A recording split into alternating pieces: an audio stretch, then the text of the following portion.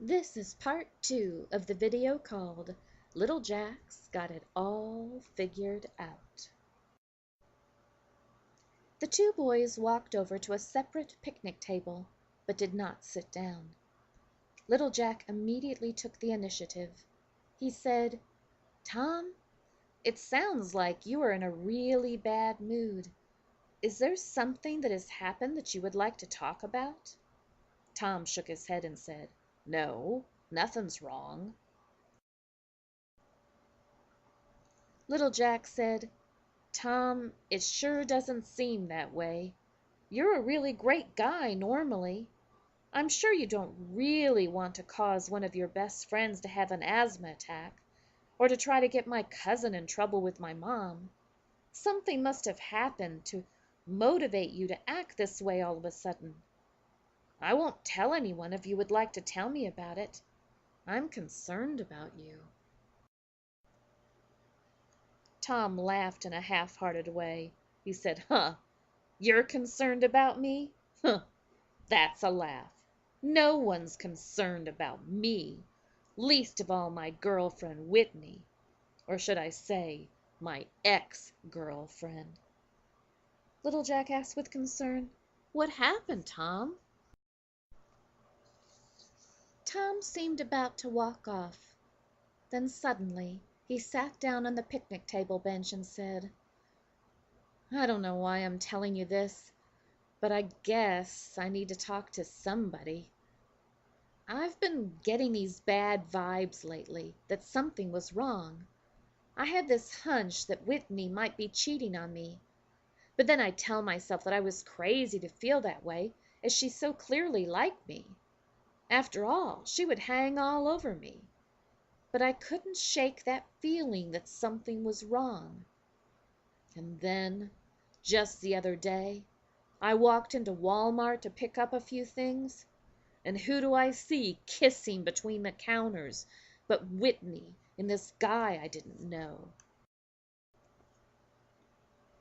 Little Jack said, "That's terrible, Tom. Did she see you?" "Huh," Tom snorted. "Oh, she saw me all right. She got all giggly and then simply said, 'Oops, caught me.' Of course, I told her it was over. Then I stomped out of the store. I wish I'd listened to my hunch in the first place and dumped her before I had to see all that." Little Jack said, "I'm sorry. I know that couldn't have been fun. Obviously, you deserve somebody much better." "Yeah." Tom shook his head sadly. Then suddenly he brightened and said, "Yeah, I do, don't I?" Tom said, "Well, I know that you don't want a cigarette, do you?" Little Jack said, "You got that right. No smoking for me. Go ahead yourself, though, if it'll make you feel better.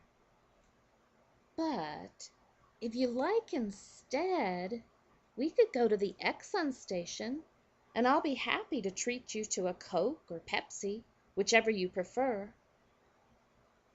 Tom stared for a moment. Then he smiled and said, "Yeah, that sounds okay." He put his box of cigarettes back in his pocket. He called out to the guys, "Hey, who wants to go to the Exxon station instead to get some drinks? Anybody have money?" A few guys indicated they did. Tom first went over and said quietly to Will, "Hey, sorry, Will. I won't pressure you again. I've been having kind of a bad day." "No problem, Tom."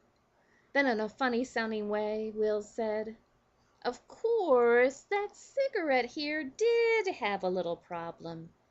A rock came along and crushed it. Can you imagine that?" Will indicated the little pile of shredded paper and tobacco that had once been a cigarette. Tom laughed along with some of the other guys who had seen what had happened. Tom glanced over at Jordan and said, "Forget the initiation, Jordan. You can be part of our crowd any time. Well, I'm off to the Exxon station to get me a mellow yellow. No Coke or Pepsi for me. Come on, guys.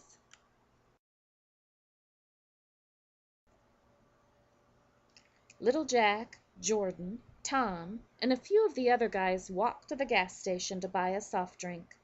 Some stayed behind. Little Jack paid for Tom's drink, Jordan's, and his own. The guys enjoyed their drink and then went back to playing basketball. Little Jack felt really good. Chapter 3.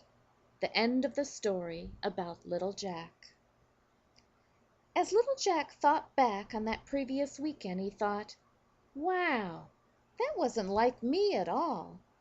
It was almost as if someone older and wiser was telling me exactly what to do and say. That was kind of cool.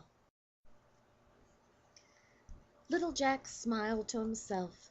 Then he thought, maybe it is true. All I have to do is get kind of quiet, think about what the Ancient One would say if he were with me right then, and then follow the insights I get. Not only did I keep Tom from pressuring me about the cigarettes, I also helped out Will and Jordan and maybe even Big Jack. Huh. Ancient One, wherever you are, all I can say is thanks. Thanks to meeting you, I kind of feel like I'm going to be able to handle anything that happens in my life from now on. Little Jack smiled with satisfaction. Then he went downstairs to see if Jordan wanted to go join the guys for another game of basketball in the park. Little Jack thought, of course, it's gonna have to be kind of a short game because Kelly and I have a movie date tonight. Little Jack smiled a bit and then decided, I think I'll see if Kelly might have a friend that Jordan could go out with. It might do my cousin some good to have a girl he could get to know. Little Jack's hero's journey was not over by any means, but he was well on his way. Little Jack thought, it's really been an eventful year, and I'm only in the 6th grade. Meeting the Ancient One, figuring out how to handle my dad, learning how to handle peer pressure, getting my first real girlfriend, and having my cousin Jordan come to live with me. Oh boy, I wonder what kind of adventures that my 7th grade year will bring. I can hardly wait. Thanks for listening to the story called Little Jack's Got It All Figured